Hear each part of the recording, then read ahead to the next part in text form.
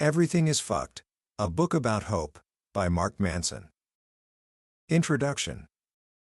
In the heart of World War II, amid the warehouses of a former military barracks, a place of geographically concentrated evil arose, a place darker than anything the world had ever seen. A place called Auschwitz. Over 4 years, more than 1.3 million people would be systematically tortured and murdered there, in an area just larger than Central Park. And for a long time, no one did anything to stop it. Except for one man. His name was Witold Pilecki. And his story is the stuff of comic books. A hero, marching headlong into the fiery jaws of hell to confront a great and terrible evil. The odds were impossible. The mission, suicidal. Yet, he never hesitated. Pilecki was already a war hero before he decided to sneak into Auschwitz. In 1940, whispers of a massive new German prison complex reached the Polish underground resistance. Thousands of Polish nationals were disappearing, and the Allies had no idea what was happening inside. So Pilecki volunteered for a mission that was unthinkable. He would allow himself to be arrested by the SS, get sent to Auschwitz, and from the inside, organize a mutiny and a prison break. His superiors thought he was insane. But he went anyway. Once inside, he saw a reality far worse than anyone had imagined. Prisoners were shot for fidgeting. Men were literally worked to death performing useless tasks. And yet, this hero somehow managed to build an entire resistance unit within the camp. He created an intelligence network, smuggling messages in laundry baskets. He even built a transistor radio from spare parts to transmit plans to the outside world. He saved countless lives, striking a match to light up the darkest void of the human heart. He pleaded with the Allies to liberate the camp, or at least bomb the gas chambers. But his report seemed too horrific to be true. No one could believe things were that bad. His plans for a prison break never came to pass. But this isn't a story about hope. According to the author we're exploring today, this is a story about why everything is completely and utterly, well, you know the word. Welcome to the Billionaire's Bookshelf. Today, we're diving into Everything is Fucked, a book about hope, the profound and provocative follow-up to Mark Manson's global phenomenon, The Subtle Art of Not Giving a F*ck, a book that has sold millions upon millions of copies and shifted the way a generation thinks about what it means to live a good life. If the subtle art was about learning what to care about, this book asks a much deeper question. In a world that is, by every material metric, better than it has ever been, why do we all seem to be losing our minds? Why does an irrational sense of hopelessness seem to be spreading across the wealthiest, safest nations on Earth? Mark Manson takes us on a journey through philosophy, psychology, and the uncomfortable corners of human history to answer this question. By the end of our time together, you will understand the great paradox of our modern age. You'll discover that the very thing we chase to make our lives better, hope itself, might just be the source of our problems. And you'll learn about a different path forward, a way to live with strength, honor, and grace in a world that will always be, in some way, broken. It's a big promise, but it's a journey worth taking. So, let's begin. Book summary. To understand our strange, modern crisis, we have to start with what Manson calls the uncomfortable truth. Imagine if, when you ordered your morning coffee, instead of your name, the barista wrote this on your cup. One day, you and everyone you love will die. And beyond a small group of people for a brief period of time, little of what you say or do will ever matter. This is the uncomfortable truth of life. And everything you think or do is but an elaborate avoidance of it. We are inconsequential cosmic dust, bumping around on a tiny blue speck. We invent our own importance. We invent our purpose. We are nothing. Enjoy your coffee. It's a tough pill to swallow, isn't it? This realization, that in the grand scheme of things we are utterly insignificant, is terrifying. Our minds are not built to handle this truth. So, what do? They build a defense mechanism. And that defense is called hope. Hope is the fuel for our mental engine. It's the story we tell ourselves that the future will be better than the present, that our lives will improve, that our actions matter. Without hope, we spiritually die. If there's no hope of things ever being better, why do anything at all? This is Manson's first crucial point. The opposite of happiness isn't anger or sadness. The opposite of happiness is hopelessness. It's the belief that because everything is broken, there's no point in trying to fix it. Hopelessness is the root of anxiety, depression, and addiction. Chronic anxiety is the fear of a failed future. Depression is the belief in a meaningless future. Our mind's primary project, then, becomes the construction of hope. All meaning, everything we understand about ourselves and the world, is built for the purpose of maintaining hope. And this leads us to the central paradox of the book. Hope, the very thing that saves us from despair, requires that something be wrong. To hope for a better future, you must be dissatisfied with the present. To hope for a better self, you must believe you are currently flawed. Hope depends on the rejection of what is. It requires us to be anti-something. And that is where our troubles begin. Because the sources of hope that give our lives meaning, our religions, our political beliefs, our personal values, are the very same sources of division, conflict, and hate. So, how do we navigate this? To answer that, Manson introduces a simple but powerful analogy: the consciousness car. Imagine your mind is a car.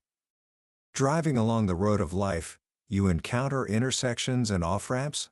These are your decisions.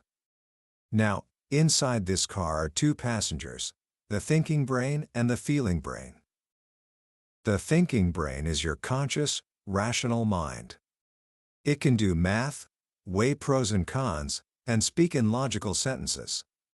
It's slow, deliberate, and requires a lot of energy. The feeling brain is your emotions, impulses, intuition, and gut reactions. It's fast, effortless, but often irrational and prone to overreacting. For centuries, from Plato to Freud, we've operated under what Manson calls the classic assumption, that the thinking brain is driving the car, and our job is to keep the wild, impulsive feeling brain quiet in the passenger seat. We believe self-control is about our rational mind dominating our emotions. But Manson argues this is completely wrong. And he tells a fascinating, true story to prove it. The story is about a man he calls Elliot. Elliot was a successful executive, a husband, a father, a model citizen. Then he developed a brain tumor in his frontal lobe. The surgery to remove it was a success, but something went horribly wrong afterward. Elliot's life fell apart. He couldn't make simple decisions, like choosing between a blue or a black pen. He'd spend hours on trivial tasks while ignoring crucial meetings. He was fired. His wife, frustrated by his cold indifference, divorced him. He lost his savings to bad investments and was soon homeless. The strange thing was, Elliot was still brilliant. His IQ was high, his memory was perfect, his reasoning was sharp. He could calmly explain all the terrible decisions he'd made and the consequences of them. But he felt nothing. No regret, no sadness, no shame. A neuroscientist named Antonio Damasio finally figured it out. The tumor in the surgery had severed the connection between Elliot's thinking brain and his feeling brain. He was a man of pure reason, stripped of all emotion. And without emotion, he couldn't make a decision. He couldn't feel that one choice was better than another. He had lost his ability to care. Elliot's story reveals a profound truth: the feeling brain is the one driving the car. We are not moved to action by logic or reason. We are moved by emotion. Action is emotion. Anger pushes your body to move. Anxiety pulls it back. Joy lights up your face. Every problem of self-control is not a problem of information or discipline. It's a problem of emotion. We don't do the things we know we should do, simply because we don't feel like it. The thinking brain isn't the driver, it's the navigator. It sits in the passenger seat with a stack of maps, suggesting routes and pointing out shortcuts. It can influence the feeling brain, but it cannot control it. The two brains need each other. But they often have a very unhealthy relationship. The feeling brain wants what it wants: ice cream, revenge, a shiny new car. And the thinking brain, instead of challenging it, often just comes up with clever justifications. I worked hard today. I deserve this ice cream. He was a jerk. He deserved what I said. This is how our minds work. The navigator draws a map to a destination the driver has already chosen. When this relationship becomes completely one-sided, when the thinking brain does nothing but justify the feeling brain's every whim, Manson says our consciousness car turns into a clown car. A clown car is a mind driven purely by self-gratification. It's a mind prone to addiction, narcissism, and delusion. It will gladly steamroll other people because its thinking brain will justify it, saying they deserved it. A clown car mind is easily manipulated by anyone: a politician, a guru, a cult leader, who consistently makes it feel good. So, if suppressing our feelings doesn't work, and indulging them leads to the clown car, what's the answer? It's not self-control. It's self-acceptance. It's about the thinking brain learning to communicate with, understand, and negotiate with the feeling brain. Instead of fighting your feelings, you work with them. You ask, "Hey feeling brain, how do you feel about going to the gym today?" And when it responds with laziness or anxiety, you don't judge it. You acknowledge it. You bargain. "Okay, let's just put on our gym shoes. That's all. We'll see what happens." This dialogue is the foundation of emotional maturity. But to have this dialogue, we need to understand the language of the feeling brain. And that language is built on values. To explain how our values are formed, Manson introduces a brilliant framework he calls Newton's 3 laws of emotion. This is where things get really deep. Imagine there was another Isaac Newton, a parallel universe emo Newton, who instead of studying the physical world, turned his genius to the internal world of the human heart. Here's what he would have discovered. Newton's first law of emotion is, for every action, there is an equal and opposite emotional reaction. Imagine I walk up and punch you in the face. For no reason. This action creates what Manson calls a moral gap. You feel a sense of injustice. I have caused you pain you didn't deserve.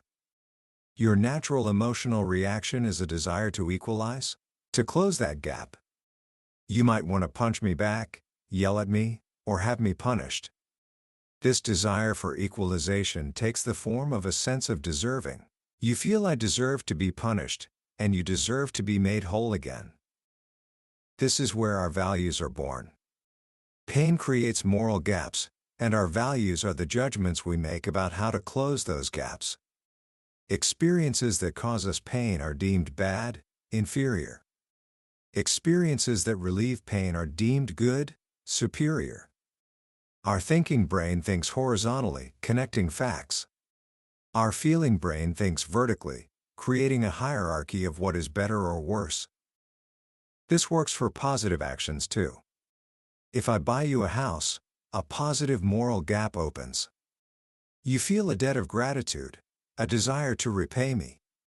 This natural inclination to equalize, to reciprocate good for good and bad for bad, is the operating system of our feeling brain. It underlies our sense of justice, fairness, and morality.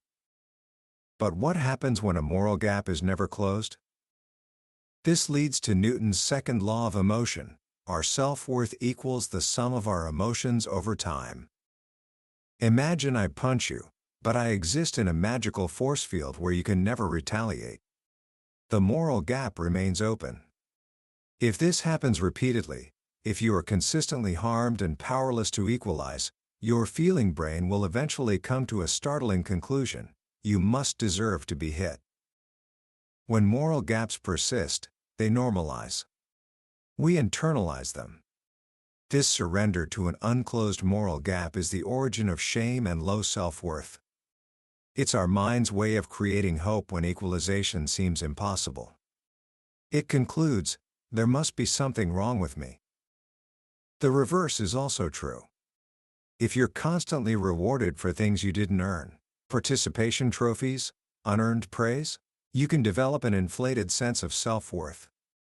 You come to believe you are inherently superior.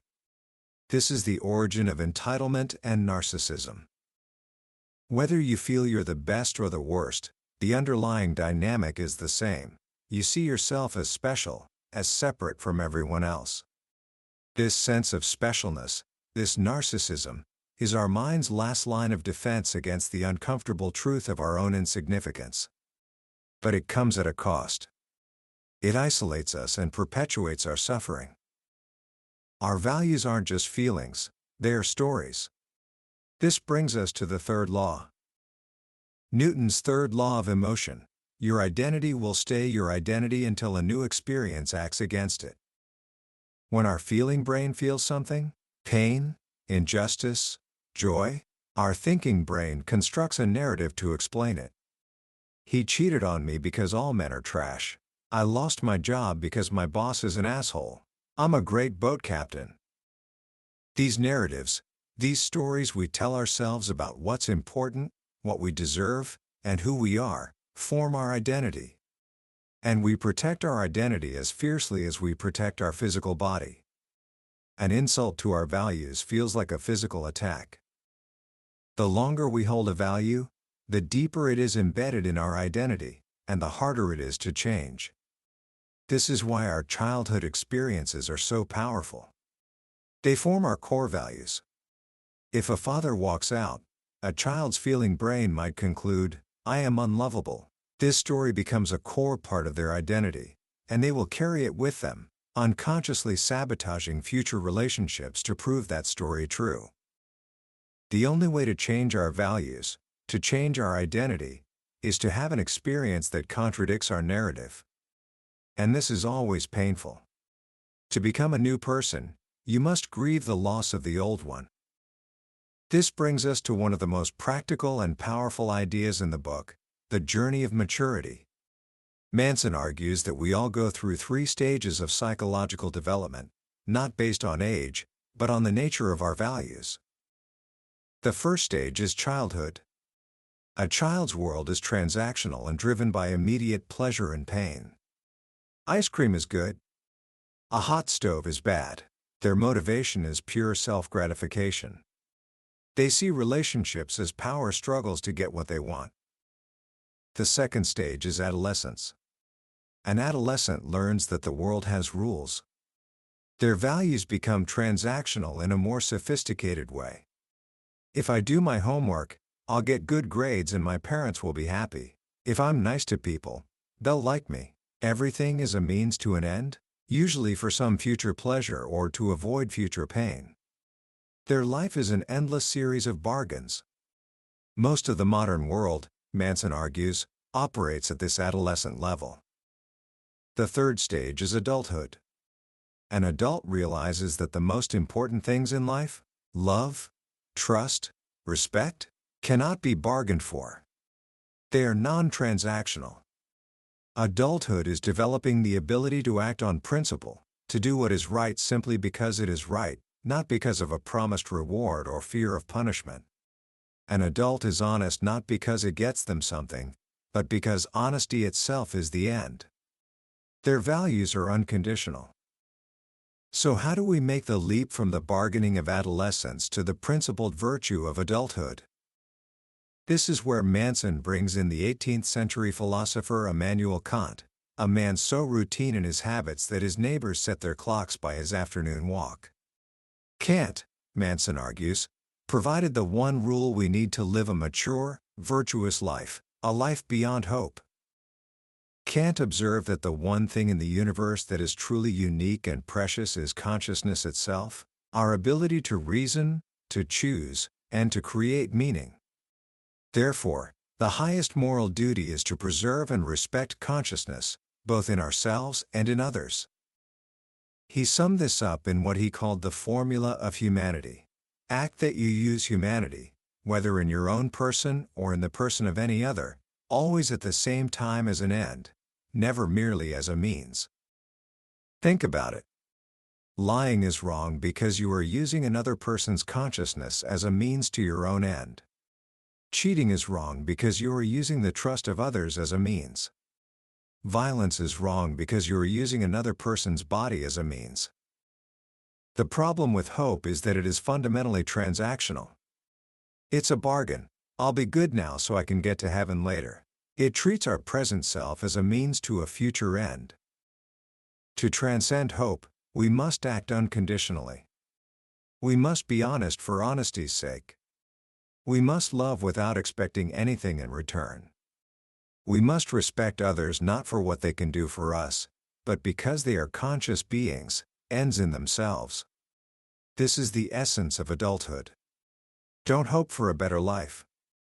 Simply be a better life. So why, if the path to maturity is so clear, does our world feel like it's spiraling into childishness? Manson argues it's because of what he calls the feelings economy and the rise of fake freedom. The story starts with Sigmund Freud's nephew, a man named Edward Bernays. In the 1920s, Bernays revolutionized marketing. While others believed people made rational buying decisions, Bernays, inspired by his uncle, knew that the feeling brain was in charge. He understood that if you could tap into people's insecurities, you could sell them anything. In a famous campaign, he was hired by a tobacco company to get women to smoke, which was taboo at the time. Instead of marketing the cigarettes, he marketed an idea. He staged a protest during the Easter Sunday parade, where he had fashionable young women light up cigarettes as torches of freedom. He linked smoking not to a product, but to the powerful emotional narrative of women's liberation. It worked. Sales skyrocketed. Bernays invented modern public relations. And his core insight, that you sell feelings, not products, now runs our world. Our economy has shifted from one of innovation upgrading pain, like with vaccines, to one of diversion avoiding pain, like with Netflix binges and endless social media scrolling. This creates a culture of fake freedom. We are told that freedom is about having more choices, more brands of cereal, more shows to watch, more places to travel. But this is not freedom, it is variety. And an overabundance of variety is paralyzing. It makes us more anxious, less satisfied, and more fragile. Real freedom, Manson argues, is the opposite. It's not the privilege of choosing everything you want, but the power of choosing what you will give up. It is self-limitation.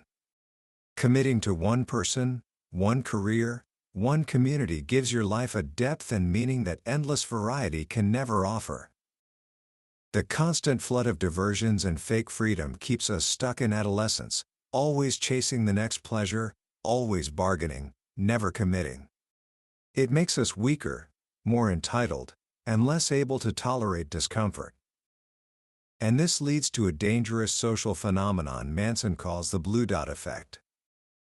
In a fascinating study, researchers showed people a screen with hundreds of dots, most of which were blue, but some were purple. At first, people were good at identifying the blue dots. But as the researchers showed them fewer and fewer blue dots, a strange thing happened. People started identifying purple dots as blue. Their minds, expecting to see a certain number of threats or blue dots, expanded their definition of what a threat was. The study was repeated with threatening faces and unethical job proposals. The result was the same. The safer the environment became, the more people saw threats where there were none. This explains the paradox of progress. The better things get, the more our minds amplify minor problems into major crises. We've become so comfortable that we are now intolerant of any discomfort. Trauma used to mean a life-shattering event. Now, for some, it can mean hearing an opinion they disagree with. This growing fragility makes our democratic societies vulnerable. Democracy requires maturity, the ability to compromise, to tolerate different views, to endure pain for a greater principle. When a society becomes too childish, too fragile, it begins to reject the discomforts of freedom. It no longer wants to bargain or compromise. It wants a strong, authoritarian leader, a tyrant, to come and make all the pain go away. Plato predicted this over 2,000 years ago, that extreme freedom leads to extreme slavery. So, where does this all lead? What is the final destination for humanity? Manson ends with a startling and thought-provoking vision of what he calls the final religion: artificial intelligence. Our human brains, he argues, are flawed algorithms. Our feeling brains are running on outdated software designed for survival on the savannah, not for navigating a globally connected world with nuclear weapons. We are driven by a need for hope, which inevitably leads to conflict. AI, however, is different. A program like Google's AlphaZero taught itself chess from scratch in 9 hours and then destroyed the world's best chess-playing software, a program that could calculate nearly 1,000 times more moves per second. It didn't win with brute force, it won with superior learning, with a more efficient algorithm. AI will soon surpass us in every domain. It will run our economies, design our cities, and cure our diseases. Its intelligence will become so far beyond our own that we will no longer comprehend its decisions. We will, in effect, be in the hands of a new God, an all-knowing, all-powerful force that directs our fate. Our job, Manson suggests, is simply not to blow ourselves up before we get there. The path forward is not to find a new, better hope. It is to let go of hope altogether. Don't hope. Just be. Be more compassionate, more resilient, more humble, more disciplined. Live a life of unconditional virtue. Act without the expectation of reward. Embrace the uncomfortable truth of your own insignificance, and in that acceptance, find true freedom. Because the only thing that can ever truly destroy a dream is to have it come true. Commentary. So, what do we take away from all of this? It feels heavy, doesn't it? The idea that hope, the one thing we cling to in our darkest moments, could be part of the problem. But if you sit with it for a moment, there's something incredibly liberating in what Mark Manson is offering. He's not telling us to give up. He's not advocating for nihilism. In fact, he's arguing against it. He's showing us that the endless chase for a perfect, painless future, the core engine of hope, is what creates our anxiety and our divisions. We get so caught up in our vision of what the world should be that we fail to engage with, and find meaning in, the world as it is.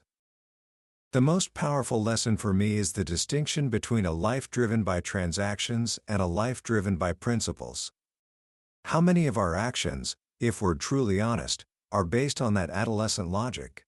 I'll do this, so I can get that. It governs our careers, our social lives, and sadly, often our relationships. Manson, through Kant, offers us a way out. The formula of humanity, treating ourselves and others as ends, not means, is a North Star. It's a principle you can apply in every single moment, regardless of the outcome. It doesn't promise you happiness. It doesn't promise you a world without pain. It promises you something far more valuable, a life of dignity, integrity, and meaning. So, how can you start living this way, today? Here are a few simple ideas. First, practice the formula of humanity in one small interaction. The next time you talk to a cashier, a family member, or a colleague, make a conscious effort to treat them as an end. Listen to them without wanting something. Be present with them without thinking about what you'll get out of the conversation. See them simply as another conscious being, worthy of respect. And just as importantly, do it for yourself. Choose one action today not because of what it will get you, but because it aligns with the person you want to be. Second, choose your pain. Manson's idea of anti-fragility is profound. We grow stronger not by avoiding stress, but by engaging with it. Instead of numbing yourself with another diversion tonight, choose a meaningful discomfort. Go for a run when you feel lazy. Have that difficult but necessary conversation you've been avoiding. Pick up a challenging book instead of scrolling through your phone. By choosing your pain, you make it meaningful. And a meaningful life is not a life without pain, it's a life with the right pain. Finally, just for today, try not to hope. This sounds strange, but it's a powerful mental shift. Instead of hoping for a better tomorrow, focus on being a better person right now. Don't hope for more confidence, act with courage in this moment. Don't hope for less anxiety, practice humility and acceptance of what is. Let go of the future, and ground yourself in the virtue of the present. That was a summary of Everything is Fucked by Mark Manson. We've covered the core ideas today, but I'll be honest with you, a summary can only scratch the surface. The real power of this book lies in the way Manson weaves these ideas together with stories and a raw, unflinching honesty that makes you confront your own beliefs. This summary is a map, but reading the book is the journey itself. If any of these ideas have sparked something in you, I truly encourage you to pick up a copy. It's not just a book you read, it's an experience that can genuinely change the way you see yourself, your struggles, and the world around you. You can find a link to it in the description below. Also, if you found this summary valuable and want to continue exploring the ideas in the world's most impactful books, please take a moment to hit that like button and subscribe to the channel. It lets us know we're on the right track and ensures you won't miss our next journey into another life-changing book. Let's keep growing together.